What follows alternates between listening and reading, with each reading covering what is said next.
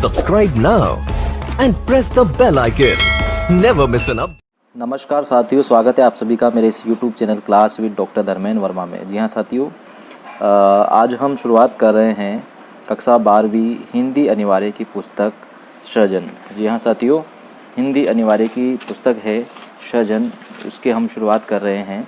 साथियों, इसमें पहला पाठ जो है कबीर, तुलसी और कृपाराम। जी हाँ साथियों, संत कबीर, तुलसी और कृपाराम से संबंधित जो पहला पाठ है उसको हम पढ़ेंगे, शुरुआत करेंगे।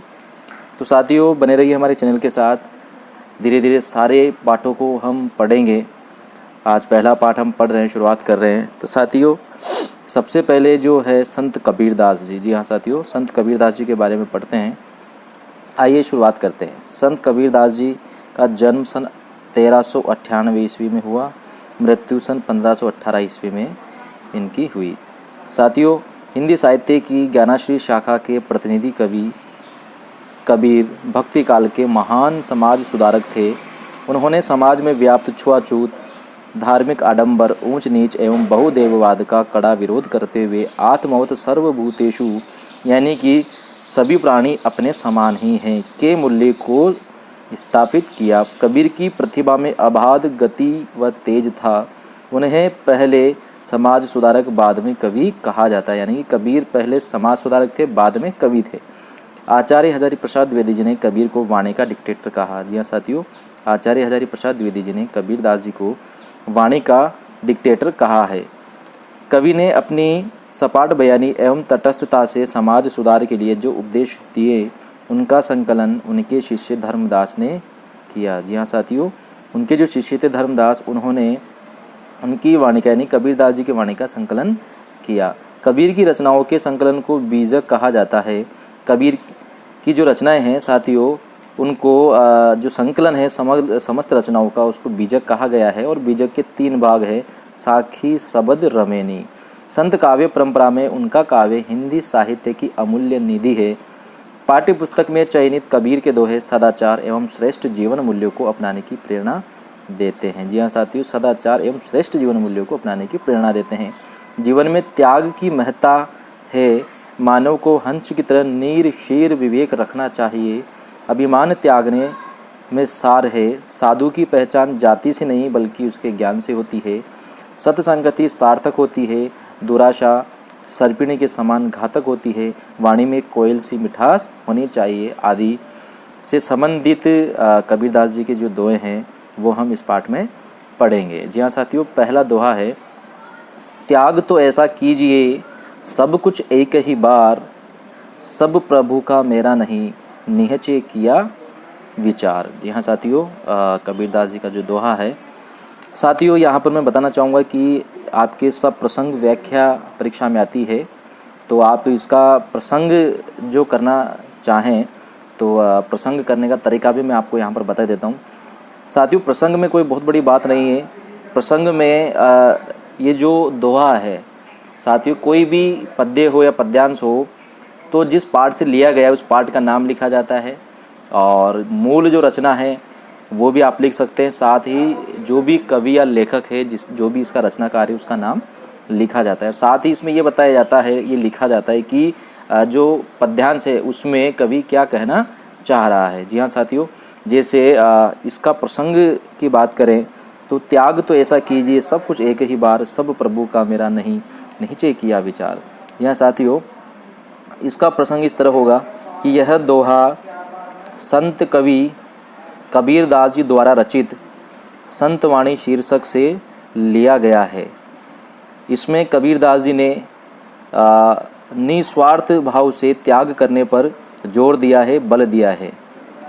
बस इतना सा आपको प्रसंग में लिखना है। साथियों अब चलते हैं व्याख्या। साथियों इसकी व्याख्या में कर रहा हूँ, ध्यान से सुनिएगा। त्याग तो ऐसा कीजिए सब कुछ एक ही बार, सब प्रभु का मेरा नहीं निहचे किया विचार।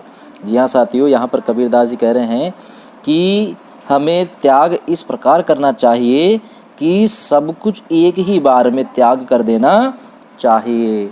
अर्थात हम जब त्याग करते हैं सब कुछ, यहाँ पर सब कुछ का मतलब है साथियों तन मन से समर्पित होकर के, जब हम त्याग करते हैं तो तन मन से समर्पित होकर के हमें त्याग करना चाहिए, पूरे समर्पण भाव से हमें त्याग करना चाहिए।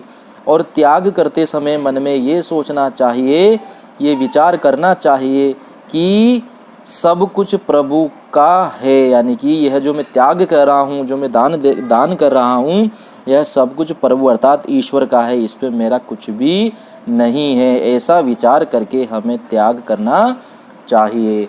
तो साथियों, कबीरदास जी यहाँ पर त्याग की जो महत्ता है उसको समझा रहे हैं कि त्याग जो है बिल्कुल निस्वार्थ भाव से करना चाहिए और उस त्याग में स्वार्थ ना होकर के परोपकार की भावना पूरी तरह से होनी चाहिए। पुनः एक बार और देखिए, कबीरदास जी कहते हैं कि त्याग इस प्रकार करना चाहिए कि सब कुछ एक ही बार में त्याग हम कर दें, अर्थात पूरी तरह से तन मन से समर्पित होकर के समर्पण भाव से हम त्याग करें, दान करें।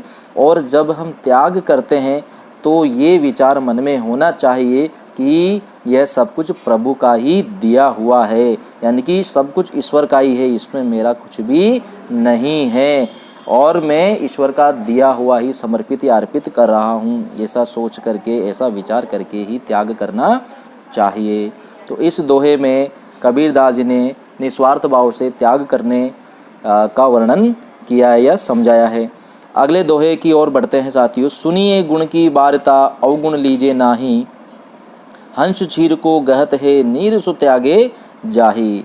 साथियों, यहाँ पर गुण की वार्ता मतलब महत्ता या श्रेष्ठता, अवगुण यानी अवगुण, क्षीर का मतलब क्षीर यानी कि दूध, नीर का मतलब जल। कबीरदास जी कहते हैं कि हमें सुनिए गुण की वार्ता, गुणों की महत्ता या श्रेष्ठता सुन करके हमें गुणों को ग्रहण कर लेना चाहिए।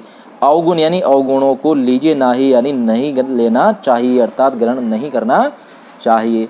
कबीरदास जी कह रहे हैं कि हमें मनुष्य के गुणों को सुन करके या अच्छे से समझ करके उसके गुणों को ग्रहण कर लेना चाहिए, अपना लेना चाहिए, जबकि उसके अवगुणों को हमें ग्रहण नहीं करना चाहिए, अवगुणों का त्याग करना चाहिए। जिस प्रकार हंस दूध और जल के मिश्रण में से, दूध और जल के घोल में से दूध को पी लेता है और नीर सो त्यागे यानी कि जल को छोड़ देता है। जी हाँ साथियों, जो हंस है वह दूध और जल के मिश्रण में से दूध को ग्रहण कर लेता है और जल को छोड़ देता है।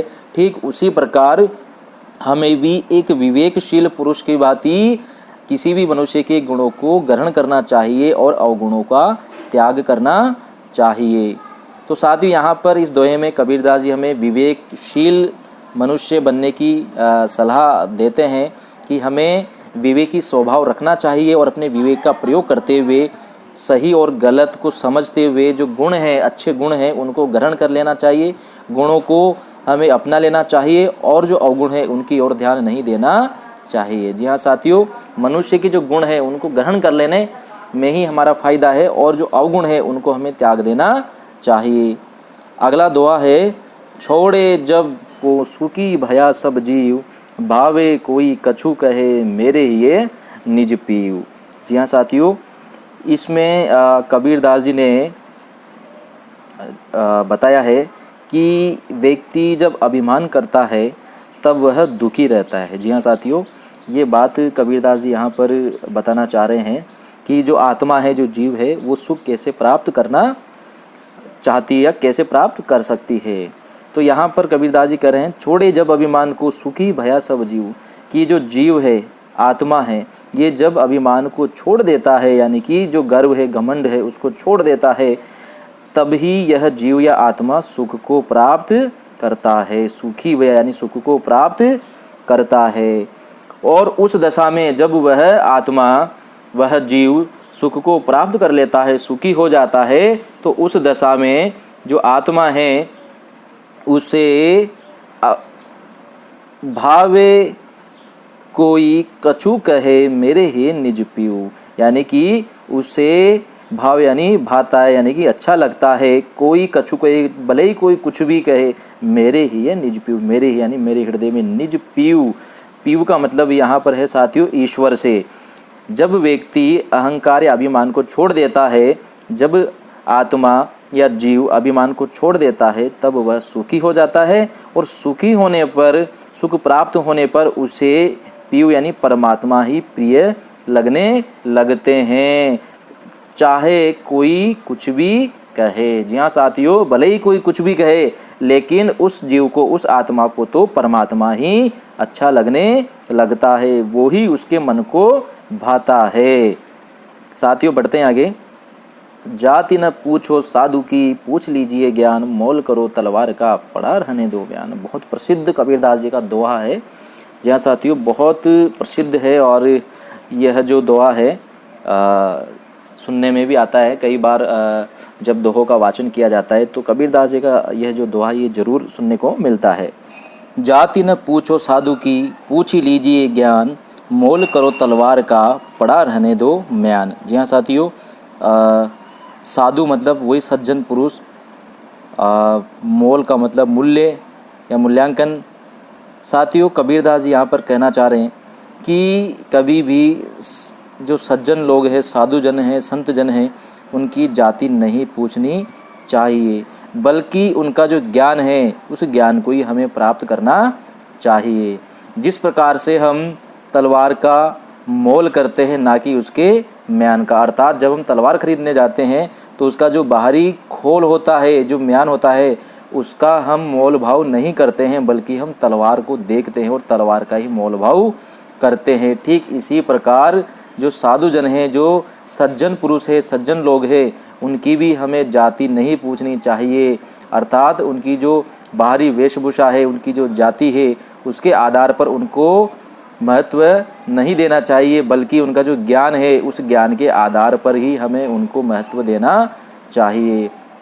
तो साथियों इस दोहे में कबीरदास जी ने सौंदर्य की अपेक्षा, जो बाहरी जो वेशभूषा है सौंदर्य, उसकी अपेक्षा व्यक्ति के जो ज्ञान है, उसके गुण हैं, उनको महत्व देने की बात कही है। जी हाँ साथियों, इसलिए हमें कभी भी किसी भी मनुष्य की या सज्जन पुरुष की जाति नहीं पूछनी चाहिए।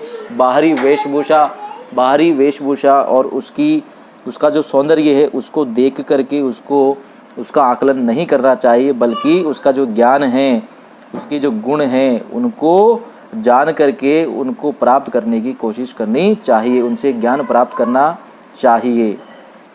अगला दोहा है, संगत कीजिए साधु की, कभी न निष्फल होए, लोहा पारस परस्ते सो भी कंचन होई। जी हाँ साथियों, बहुत अच्छा दोहा है ये भी। संगत यानी कि संगति कीजिए साधु की, साधु का मतलब है वही सज्जन व्यक्ति, निष्फल यानी असफल नहीं होती है। लोहा पारस, पारस एक पत्थर है जिसके स्पर्श करने से लोहा सोना बन जाता है। जी हाँ साथियों, सो भी कंचन, कंचन का मतलब सोना। जी हाँ साथियों, यहाँ पर कबीरदास जी कहते हैं कि संगत कीजिए साधु, यानी कि हमें संगति किसकी करनी चाहिए? साधु यानी कि सज्जन लोगों की।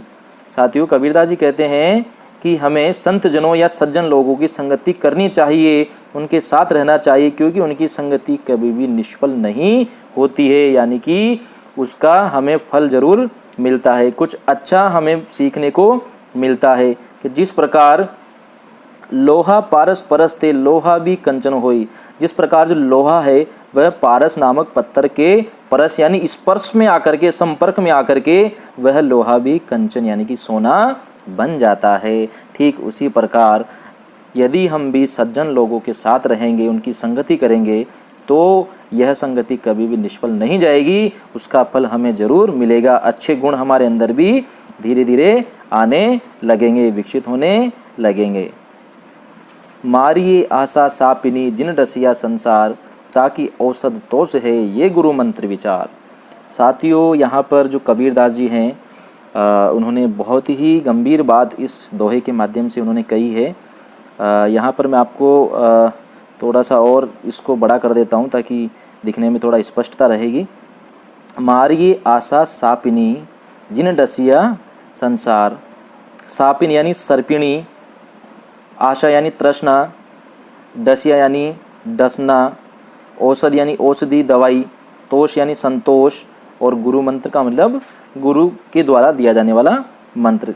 कबीरदास जी इस दोहे में कह रहे हैं कि जो माया है, मोह माया तृष्णा, आशा का मतलब है साथियों तृष्णा। कबीरदास जी कहते हैं कि इस संसार में जो मोह माया है, तृष्णा है, इच्छाएं हैं, यह एक सर्पिणी के समान हैं और इस सर्पिणी ने पूरे संसार को डस रखा है। अर्थात पूरा संसार इस मोह माया और तृष्णा रूपी सर्पिणी से पीड़ित है। इस सर्पिणी ने पूरे संसार को डस रखा है। ताकि औषध तोष है, तो कबीरदास जी इस मोह माया और तृष्णा रूपी सर्पिणी से बचने के लिए कह रहे हैं कि इसका औषध यानी कि इस माया रूपी या तृष्णा रूपी सर्पिणी के डसने पर, ताकि औषध तो से उससे बचाव की जो दवाई है या औषधि है वो है केवल संतोष। संतोष ही एकमात्र इसकी औषधि है। ये गुरु मंत्र विचार, यही गुरु के दिए हुए मंत्र विचार है। यानी कि ये जो विचार है, ये जो बात है, ये गुरु का मंत्र है। साथियों कबीरदास जी यहाँ पर कहना चाह रहे हैं कि जो तृष्णा है, मोह माया है, यह एक सर्पिणी की तरह है और इस तृष्णा रूपी सर्पिणी ने पूरे संसार को डस रखा है, पीड़ित कर रखा है।